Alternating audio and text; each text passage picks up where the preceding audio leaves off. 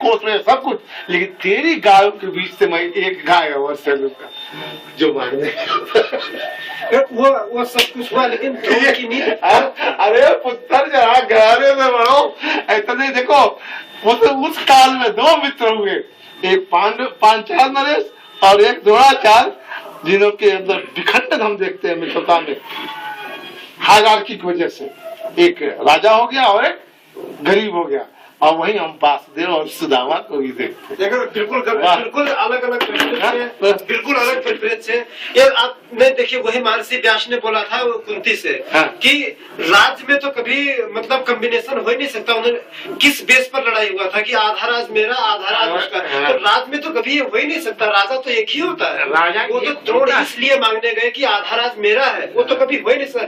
द्रोण की नीति गलत थी, और द्रोण ने गुरु दक्षिणा मांगा, वो भी गलत था। द्रोण की सारी फिलॉसफी गलत थी। वो फिलॉसफी गलत, वो तो द्रोण ने यह साबित करना चाहा कि किसी मेरे शिष्य के भी काबिल है। हाँ, काबिल है। ये दिखाया कि तुमने जो, जब हम बचपन में साथ साथ पढ़े तो तुम्ही ने तो कहा था कि यार देखो द्रोण, अब हम जीवन में जब आगे बढ़ेंगे। वैसे अंकल जी दक्षिणा सूट किया है नहीं किया? दक्षिणा सूट तो मुझे किया, लेकिन तुम्हारे पुरखों को नहीं किया। निकाल एक हाथी कम से कम अपने पुरखों की इज्जत रखने, और निकाल हाथी भैया। गुरु जी ऐसा बात है कि आजकल ऊपर तार ज्यादा बढ़ गए हैं, इसलिए हाथी निकालेंगे तो बैठ नहीं पाएंगे आदमी, इसलिए नहीं निकाल पा रहा है। कुछ और निकाल, टाइगर निकाल, कुछ तो निकाल, दो टाइगर करते हो जाएगा। ये तो दक्षिणा का अपमान होगा। दक्षिणा से एक बार नहीं तो दी जाती है, ऐसा कोई बात नहीं। मैं ये दक्षिणा लौटा देता हूँ,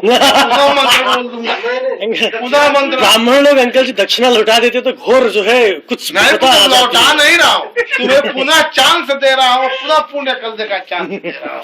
मंत्र में पुनः रिपीट कर दूंगा। वो तो गंगा पुत्र ने आशीर्वाद वापस नहीं लिया था, मैं दक्षिणा कैसे वापस ले लूं? पुत्र दक्षिणा वापस है तो दूसरा दक्षिणा तब तो कर सकते हो। नहीं ऐसा होता तो पुत्र दूसरा दक्षिणा तब तो कर सकते हो, वापस नहीं ले सकते। ये तो धर्म के विरुद्ध में बेटा, धर्म का विरुद्ध करके पैसा न बचाओ पुत्र। ये तो स्वयं वासुदेव का अपमान है। वासुदेव का अपमान नहीं है। अरे पुत्र, वासुदेव ने तो कई बार जिमाया है ब्राह्मणों को और गुरुओं को। वैसा सीखो पुत्र, कोई बात नहीं है। तुम मुझे मत दो, किसी ब्राह्मण को देना तो अपने पुरखों की मर्यादा का ख्याल जरूर रखना पुत्र, यह मैं जरूर कह देता हूँ। समझो, जमींदारी तो मेरे पास पश्चिम वाले जमींदारी मेंटेन कर रखे है। कहाँ जा रहे अंकल जी? बैठिए। देर से पुरखा जिम्मेदारी चली गई, अब दान दे बनने लगा तो पता लगे जो है वो नहीं, वो तो ठीक है।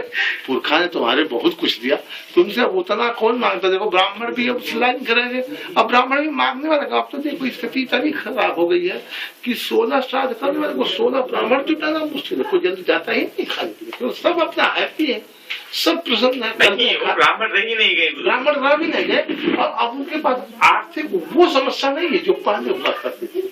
इसलिए पहले तो ब्राह्मण और हल नहीं जोतते थे। अब मैं बताऊँ तो आज देखिए सब चीज करते हैं। मैंने ऐसा ब्राह्मण को कर्म कराते देखा है, मृतक का, जिस ब्राह्मण के 4 लड़के चारों कमाते हैं, बढ़िया फसला कार सब है, मोटरसाइकिलें हैं, तमाम है। उन्होंने ये कहा कि यदि मैं अपने जजमान का ये कर्म न कराऊं तो दूसरा कौन कराए, क्योंकि जजमान तो मेरे ही जजमान मेरे पुरखों के रहे हैं। तो अब मैं लाट साहब बनकर कि मेरे पास पैसा हो गया है, मुझे क्या जरूरत न जाऊं, तो ये चीज ठीक नहीं है। इसलिए मेरा जजमान है तो उसका कर्म मैं ही कराऊंगा ना, इसलिए